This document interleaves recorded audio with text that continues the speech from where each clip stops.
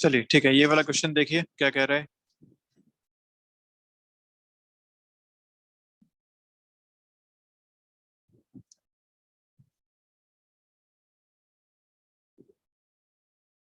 आसान क्वेश्चन है, जल्दी बता दो।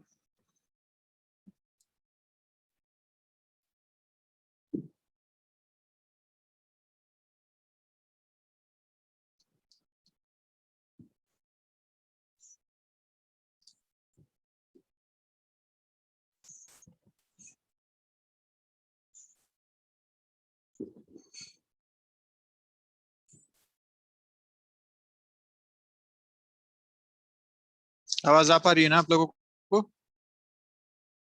Yes sir. Yes sir. ठीक है, तो बताओ आंसर क्या है। A thread is tied slightly loose to a wire frame as in figure, and the frame is dipped into a soap solution and taken out. ठीक है, the frame is completely covered with the film.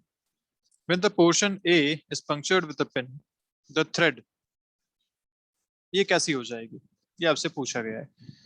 Becomes concave towards A, becomes convex towards A, remains in the initial position, either A or B depending on the size A with respect to B.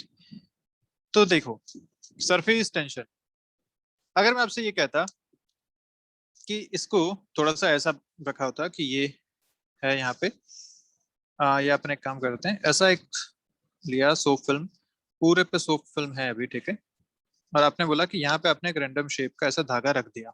अब आपने बोला कि इसके अंदर जो है आपने इसको पंचर कर दिया यहाँ से।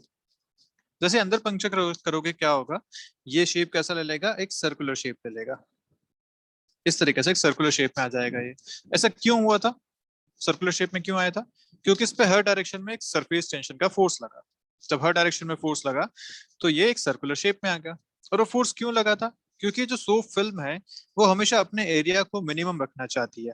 सरफेस टेंशन इसी को बोलते हैं, इलास्टिक एक जैसे बलून होता है, आप उसको फुलाओगे वो क्या करेगा, हमेशा आप अगर उसको ओपन छोड़ दो हवा वो बाहर फेंक देगा। क्यों? क्योंकि अपने सरफेस एरिया को हमेशा मिनिमम रखना चाहता है। सिमिलरली ये जो पोर्शन है सरफेस एरिया को मिनिमम रखना चाहेगा, इसीलिए इसने सर्कल बना लिया, बाकी पूरा पोर्शन मिनिमम एरिया वाला हो गया। ऐसे अगर यहाँ पे आप देखो तो आपने इसको इधर पंक्चर कर दिया, पंक्चर कर दिया मतलब अब यहाँ पे सोप फिल्म नहीं है, सोप फिल्म जो भी है वो यहाँ पे है, और ये ऐसा होना चाहिए कि ये वाला एरिया मिनिमम बनना चाहिए। This area can be minimum if, यहाँ पे ऑप्शन देखो तो कॉन्केव टूवर्ड्स ए और कॉन्वेक्स टूवर्ड्स ए, तो कॉन्केव टूवर्ड्स ए ऐसा बन जाएगा और कॉन्वेक्स टूवर्ड्स ए ऐसा बन जाएगा। तो हम देख पा रहे हैं सरफेस एरिया अगर मैं कॉन्वेक्स बनाता हूं तो बढ़ गया, which is not desired here. So this should be, ऐसा ये एक पाथ बना लेगी, ऐसा अपने आप का शेप बना लेगी जिसमें इस तरफ कॉन्केव बनाएगी टूवर्ड्स ए, ताकि ये वाला जो सरफेस एरिया है ये एकदम मिनिमम रह सके। So your answer should be this, becomes concave towards A. क्या ये क्लियर है question? Yes sir. Yes sir. ठीक है, सो बिल्कुल बेसिक डेफिनेशन पे बेस्ड क्वेश्चन है, लेकिन अच्छा क्वेश्चन है, आपका कॉन्सेप्ट क्लियर कर लेगा। ये तो बता दीजिए अब, इसमें तो कोई खास बात है नहीं।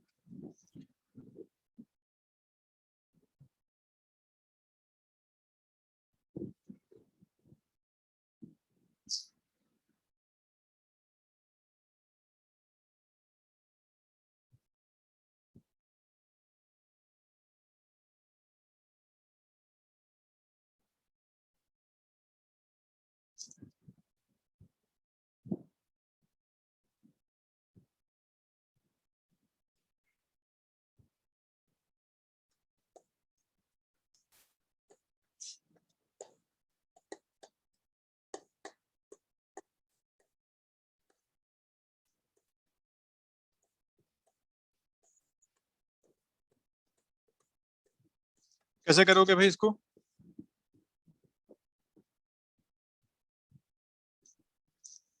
क्या सोचोगे इस क्वेश्चन के लिए? बहुत आसान है, बहुत ज्यादा आसान है।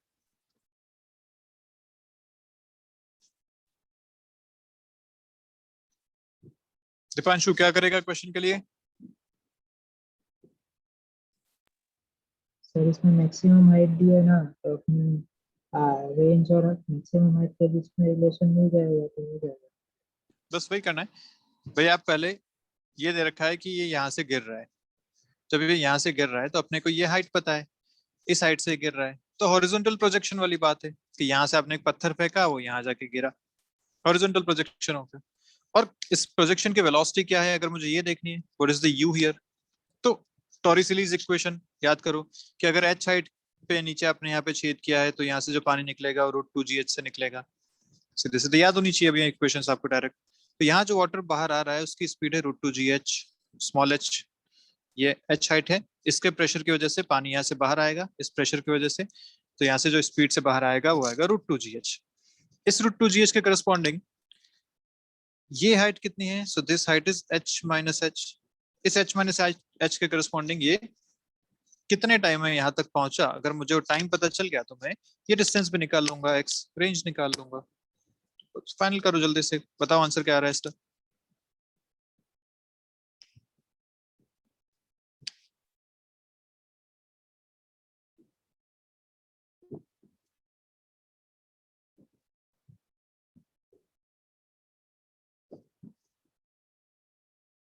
फॉर्मुलाज याद रहने चाहिए। तो ये मोशन इन 1D वाले जो क्वेश्चंस थे ना, उनके फॉर्मुला डायरेक्ट याद होने चाहिए। यू से फेंका है, नीचे आ रहा है यहाँ पे, अगर ये हाइट h है तो नीचे आने आते इसको कितना टाइम लगेगा, तो √2h/g के बराबर इसको टाइम लगेगा, याद होना चाहिए डायरेक्ट।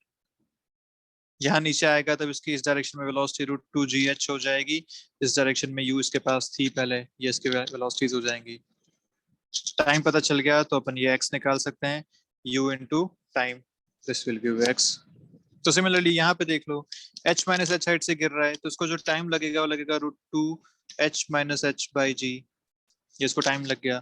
इतने टाइम से इसने x में कितनी डिस्टेंस ट्रैवल करी, तो u इंटू टी के बराबर, u is √2gh multiplied by √2h minus h/g, ये लिख लिया आपने।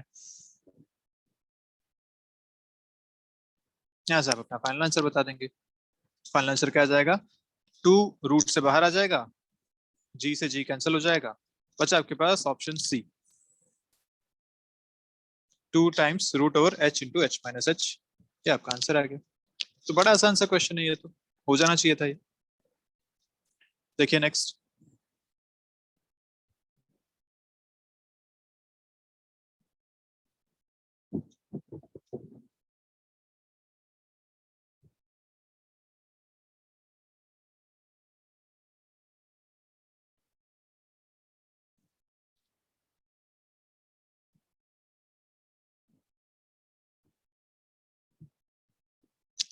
two capillary of length L into L, radius R into R, connected in series. The net rate of flow of fluid through them will be. Given rate of flow through single capillary, ये formula आपको यहाँ पे given है। Formula दे रखा है, दो capillaries को series में कनेक्ट कर दिया है, पूछा गया है कि बताइए नेट रेट ऑफ फ्लो कितना होगा।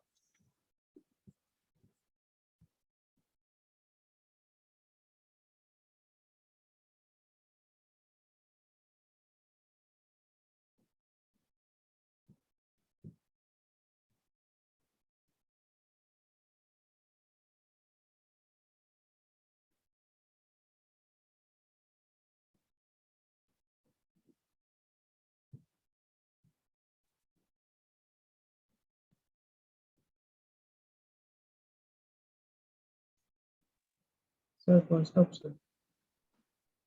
फर्स्ट ऑप्शन, ठीक है।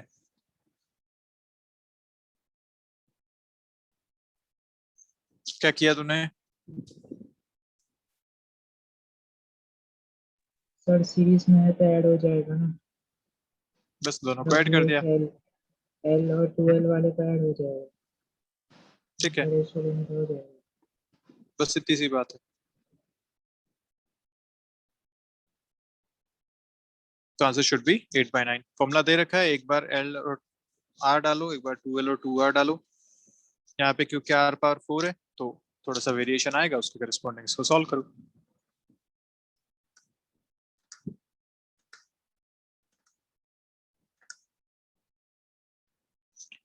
नेक्स्ट देखिए,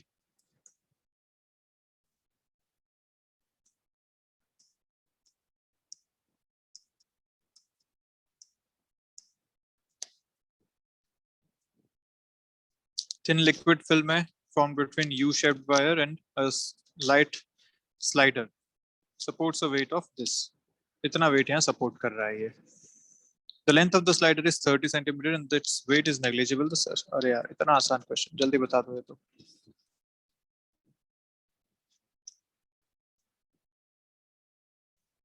बहुत ही ज्यादा आसान है ये तो.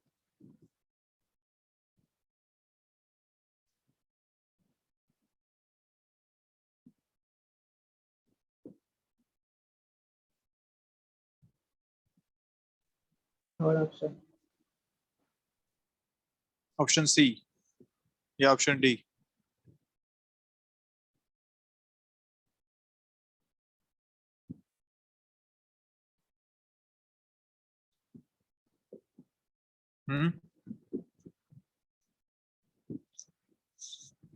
Option D. डी क्यों डी? चेंज क्यों हुआ तेरा? सर वो आपने किया था इसलिए. क्या नहीं किया था? नहीं ट्वाइस नहीं किया था. फॉर्मूला में ट्वाइस नहीं किया था. formula ठीक है.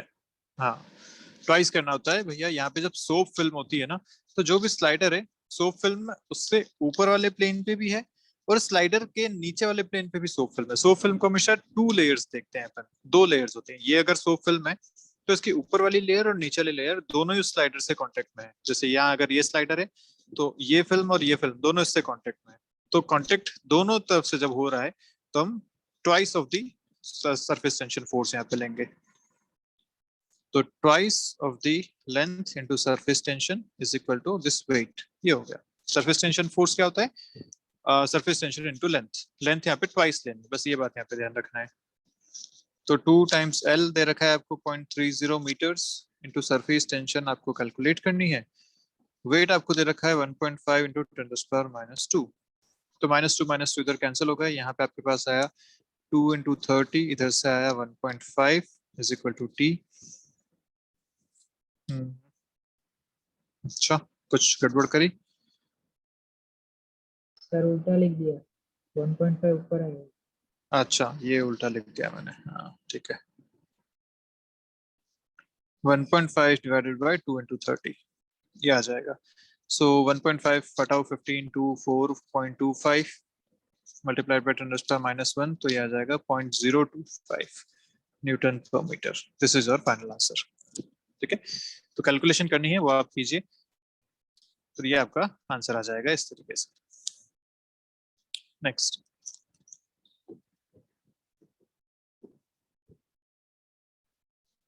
एंगल ऑफ कांटेक्ट कितना होना चाहिए?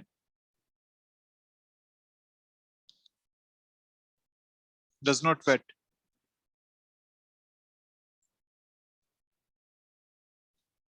obtuse. ऑब्ट्यूज होना चाहिए. ठीक बात है. एक ये होता है एक ये होता है. ठीक है. तो यहाँ जो एंगल बन रहा है ये एंगल बनता है acute angle.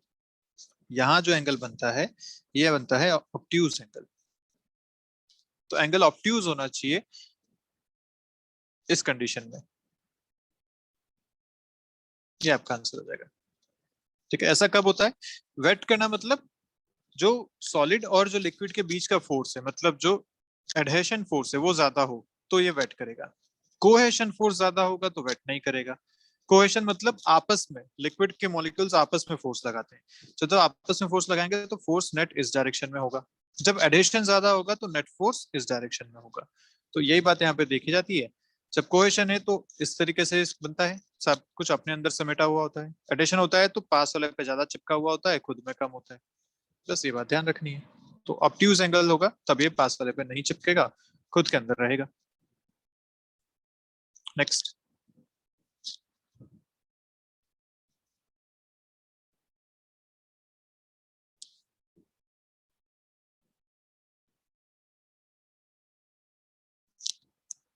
If the terminal speed of a sphere of gold जिसकी डेंसिटी दे रखी है, वेलोसिटी दे रखी है, terminal velocity in a viscous liquid जिसकी डेंसिटी आपको दे रखी है यहाँ पे. Find the terminal speed of a sphere of silver जिसकी डेंसिटी दे दी of the same size in the same liquid. ये आपका क्वेश्चन है. तो टर्मिनल स्पीड का फॉर्मूला अगर याद है तो आप कर पाएंगे डायरेक्ट इसे.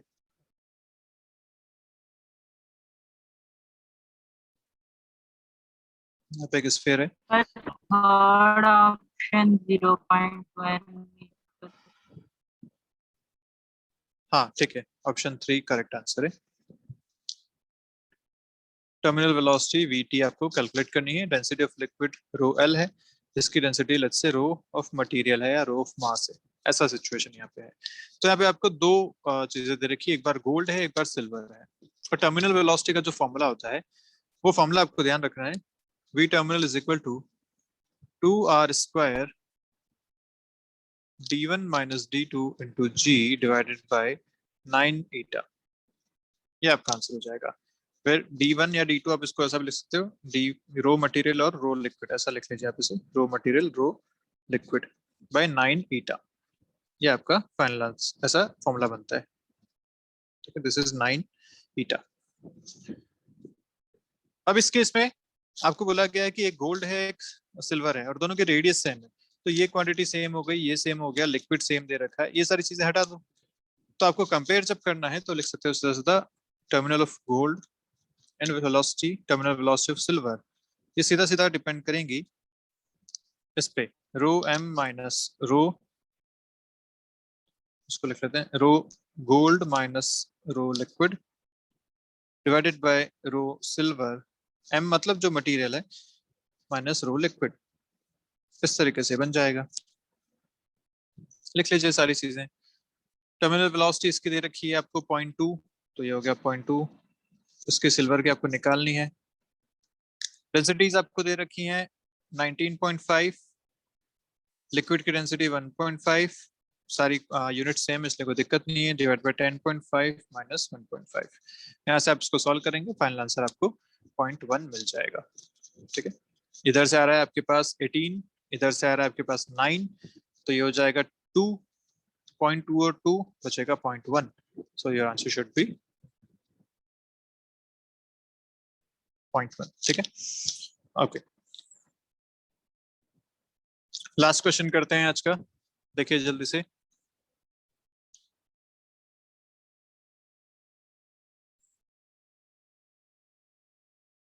कौन कौन से प्रिंसिपल पे काम करता है, ये है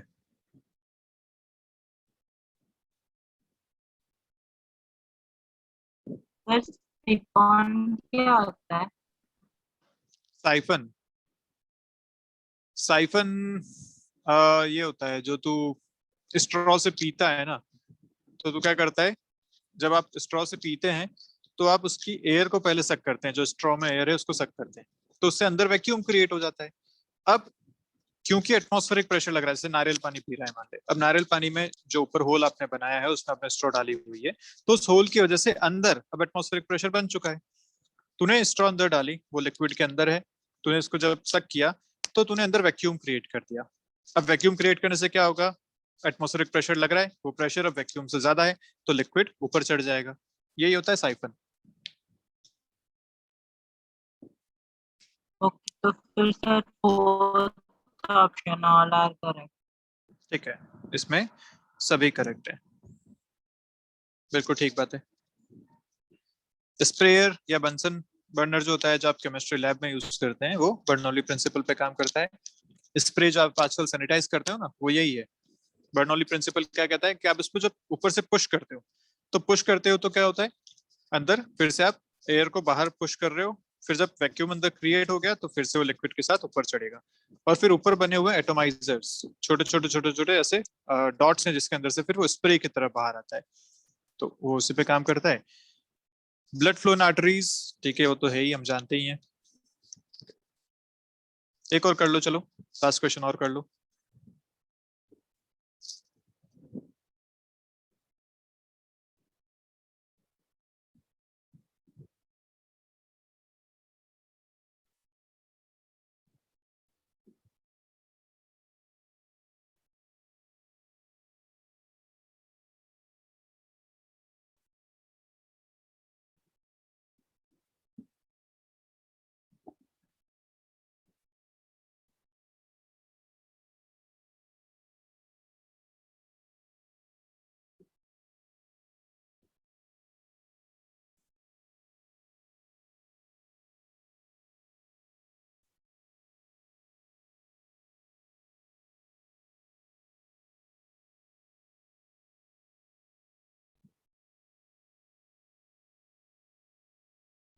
हाँ भाई, कैसे करोगे इसको? इसने बोला है कि जब ये यहाँ पे आके क्या करेगा,